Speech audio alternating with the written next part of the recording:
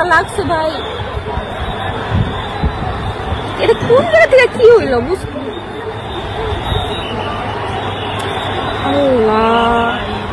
মানুষজন আরো যাইতেছে কেন ওদিক দিয়া? আরে ওদিকে আরে গাছ টাছ আছে না, গাছে বেড়ে গেছে না এরকম ভাই যেই জোরে সাউন্ড হইছে মানে প্লেন থেকে কিছু পড়ছে এরকম লাগতেছে। আল্লাহ ভাই